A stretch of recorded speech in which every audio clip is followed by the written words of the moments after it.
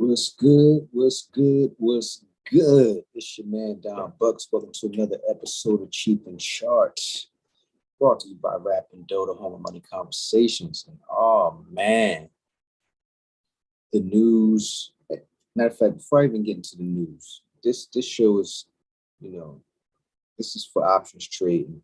If you're in options trading, if this is your first time tapping in, make sure you hit the like, subscribe, and notification bell so you know when your boy going live, giving this game on options trading, making it easy. But the news, man, I don't know if y'all been paying attention, man. RIP Takeoff, Migos, man. Hip hop, man, it's been tainted for a while, if you ask me. It done went far left for a minute.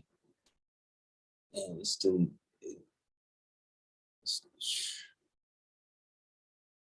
bullshit that came to a head. Ultimate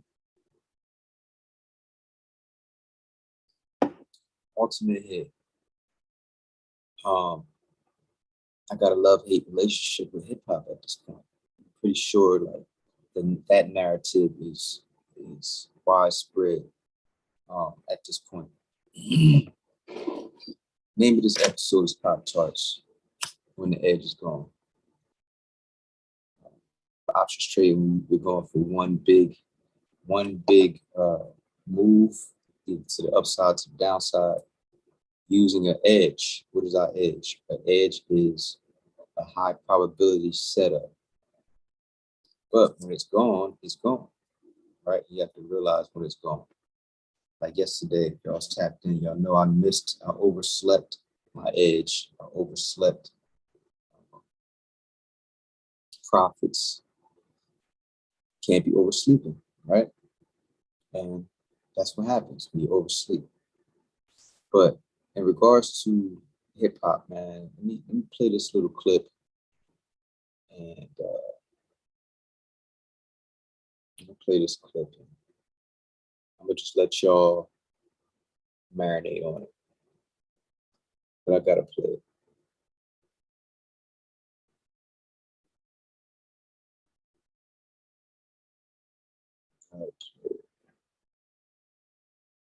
So this brother named Marquell Russell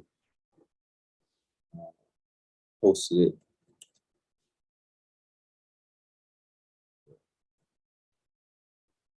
There we go.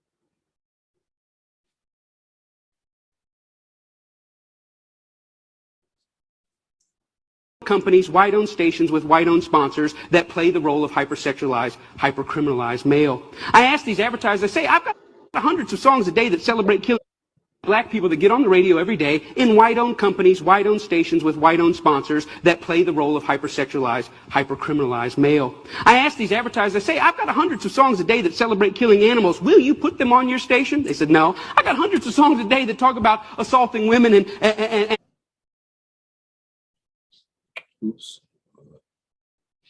And abusing kids. Would you put them on your station? They said, no. I said, I got hundreds of songs a day that talk about murdering blacks. Would you put them on your stations? They said, well, that depends. Depends on what? Who it's done by and who it's branded for. Because if we can get black folks to sing about it, we can brand it for our youngest black audiences, I think there's money to be made. I think there's American appetites to see these people that way. I said, how can you say that? They said, well, look, it's what these artists know. It's what they, black people, create. It's, matter of fact, our surveys say it's what they want to hear, which speaks of a sickness. How do we live in a society where somebody says, you know what, I'm inspired to write a song that celebrates murdering another person. And then a person says, I'd like to put that on my station. Another person said, I'd like to pay for it. And then there's people out here in the audience that go, I'd love to hear it, as long as it's black guys. Because even white people buy rap music, buy this type of stuff, because we know that when we want to hear about killing each other, we know who to turn to for that type of inspiration.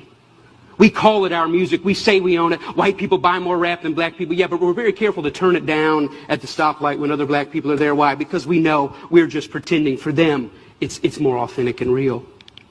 I always ask the companies, what about your name? What about your brand? What about your value? And the largest radio company in the world said this: it's okay that we only have drug dealers on our black youth stations. We only have murders on our black youth stations. We support black charities. We give out water at the Martin Luther King parade. I think we've got it covered. We've bought them off. Now, people get upset, the smartest guys in the room again. You're talking about censorship. I don't believe that. I believe in free art, make whatever you want. I believe you should make music about anti-Semitism. I believe you should make music about killing dogs. I believe in this country you should make music about bashing homosexuals and driving them behind trucks. I believe you should make music about stringing people up on trees. I believe you should make music about killing whitey. I believe you should make all that music. But I also believe that in the mainstream marketplace, people should hesitate associating their name with certain content. You know, there's certain stuff you can't buy at the store. Certain stuff you can't get on iTunes because their brand doesn't want it. But if you want to hear black people celebrating killing black people, they got thousands and thousands and thousands of those things to sell you. I don't think it's about censorship. I think it's about American cultural hypocrisy. Because here's the truth. These black entertainers, they can't sing just about anything. There's some stuff that'll get them fired. And they get dropped, and they get fired, and they get slapped on the wrist, and they get disciplined all the time. Why? Because sometimes they step over the bounds. A very famous case is what happened with Rick Ross. Rick Ross is the Mammy Two Shoes, one of the many Mammy Two Shoes of our day. He's a black entertainer in a world carved out for him and a role carved out for him by white entertainment companies. And one day he talked about, in the middle of a song that celebrated dealing drugs and killing blacks, he made a reference to date rape. And when he made that reference to date rape, that set social media on fire. That got 100,000 petitions in 24 hours. Hey, buddy, date rape is no joke. That had white people standing outside of Reebok in New York saying, you better take this seriously. We're tired of a rape culture in America. One line in one song moved the masses. And you know what Reebok did? Did they stand by him and say, hey, we believe in freedom of speech. We believe in freedom of expression. It's just a song. Calm down. No, they fired his tail on the spot. The president came out and said, this goes against our high standards. He's gone against the values of our brand. Shame on Rick Ross. We're disappointed. He doesn't know how serious date rape is. And when I saw that, I thought, wow, how convenient. Isn't that amazing? But here's what really happened. It's not their brand, it's not their values. Rick Ross went off script.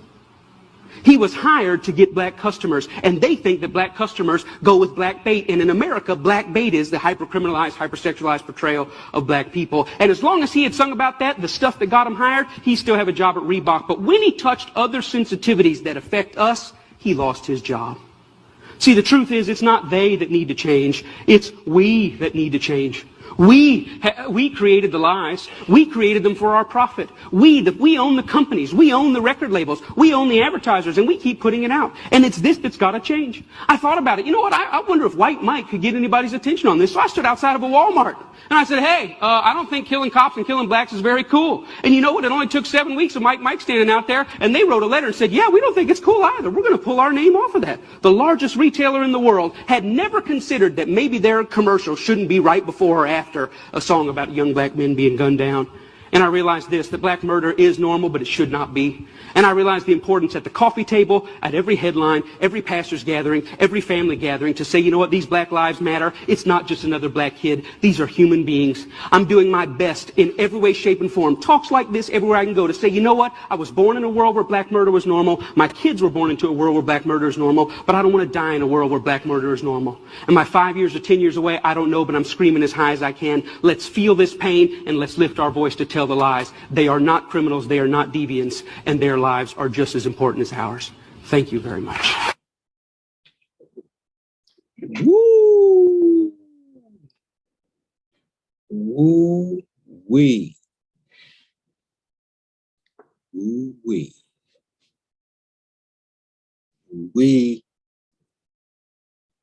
Woo-wee. Now, the ill part about that is it's a white dude saying this, right? When does it make sense to us what he's saying? Because, you know, I came up on it. I love hip hop too. And I got to keep it funky. Like, listening to it as a teenager, you can't say we wasn't influenced by it. We wanted to dress like them. We wanted to do the shit that they was talking about. It's so ingrained in our culture, which was cool until it went left. Me, in my opinion, I think hip hop went left. It started going left after Tupac and Biggie got killed.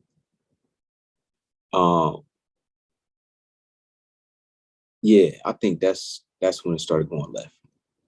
Hip hop took a turn, right? Everybody really wanted to start living their lyrics. it just really went left.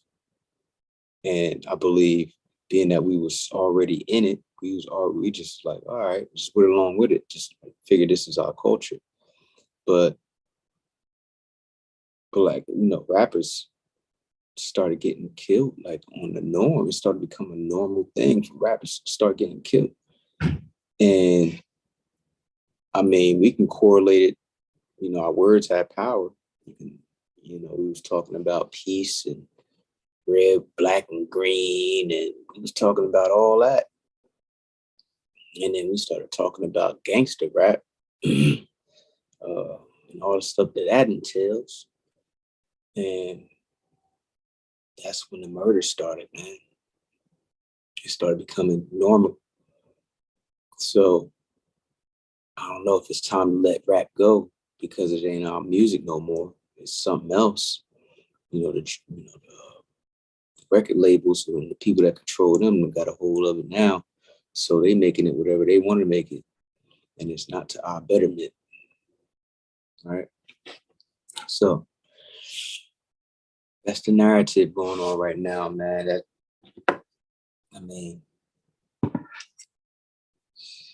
RIP Takeoff. I'm not sure if I don't really listen to Migos, but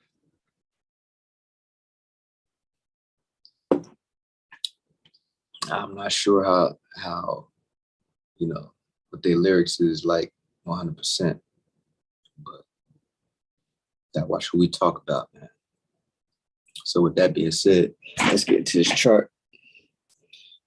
Off my soapbox and into the chart. So yesterday, we said we were going to wait and see what the SPY was going to do. Being that the parameters were still the same, I stayed in it, but it closed below yesterday's low. So I had to get out for a loss. We're still in the fight though. We still got money, but we are, oh snaps, look at this. Oh, that's the hourly. That's due for a pullback. So let's look at this daily chart and see what we got. Is that the SPY? Yeah, it's the SPY.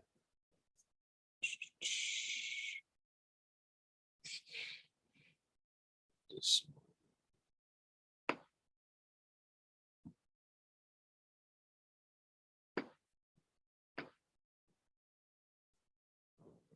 It's bigger. All right, this is the daily chart. So this is what happened today. Each one of these bars are daily bars.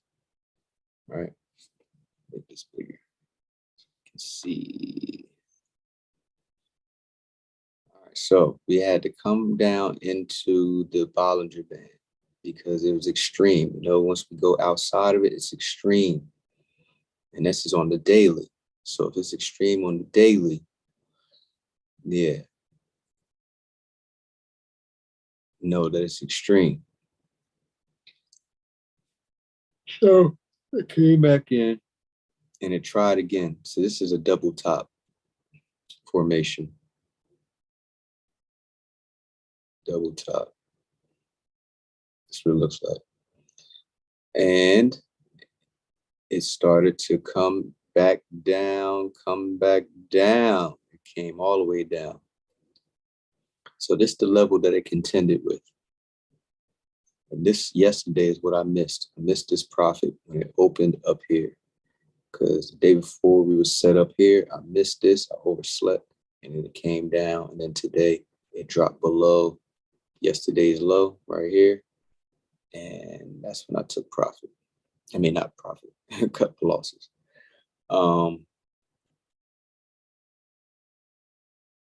Yeah, on the opposite side. Right.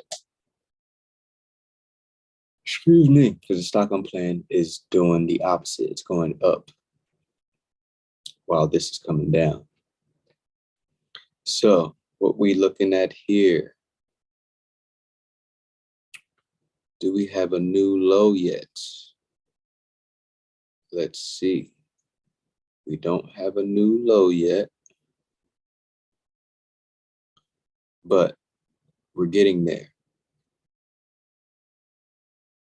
Next level down, which we're probably going to on the spot is, since it just broke this one, it's probably going to retest this, but we're going to have to wait and see. Actually, let's go down to the trading time frame now to see. Nope, it didn't start retracing yet, so it's coming down. It should be testing 379, 369, 370 tomorrow.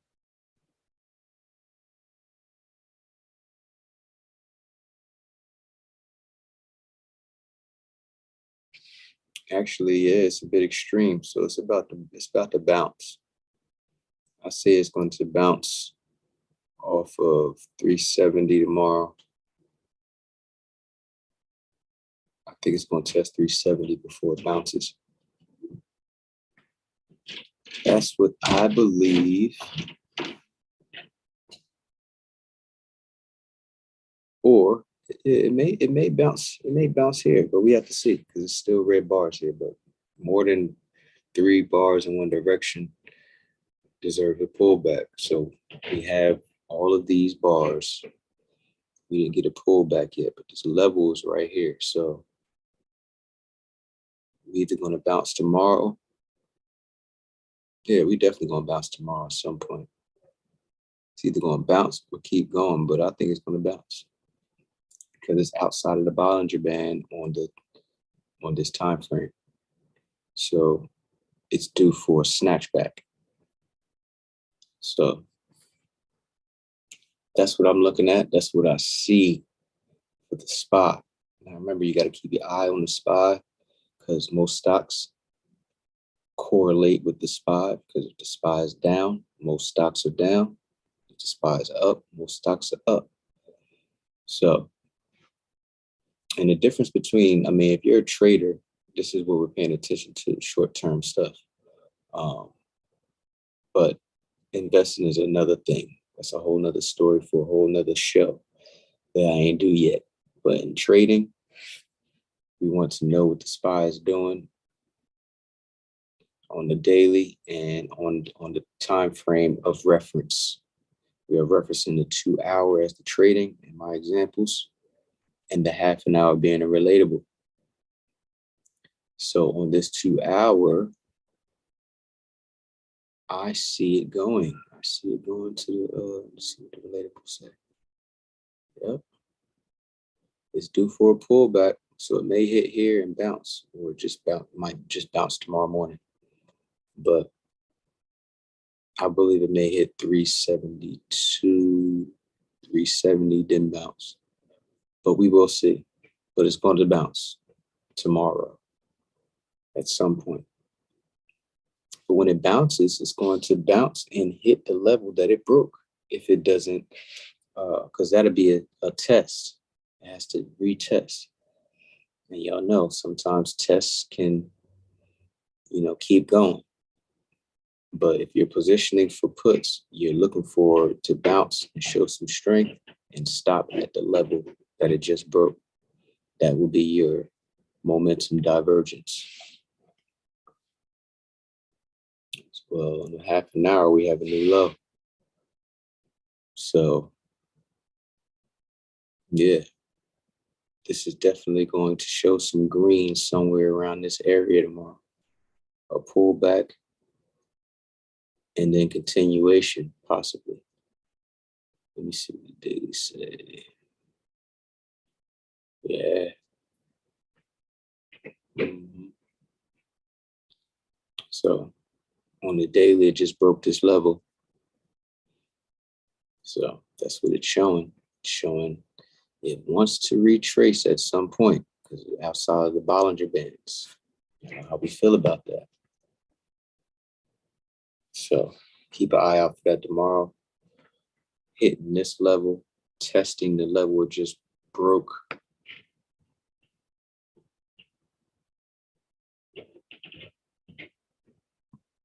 Right. see it hitting this level and testing this level. It just broke and may keep going. Who knows?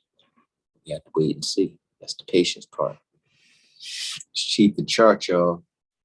Make sure you hit the description of this channel if you want to learn how to swing trade like this. The course is in there in the links. Also, if you haven't already, hit the like, subscribe, notification bell so you know when your boy going live. It's your man Don Bucks, the Cheef and Chart. Remember, it's never no competition. It's always you versus you. See you tomorrow.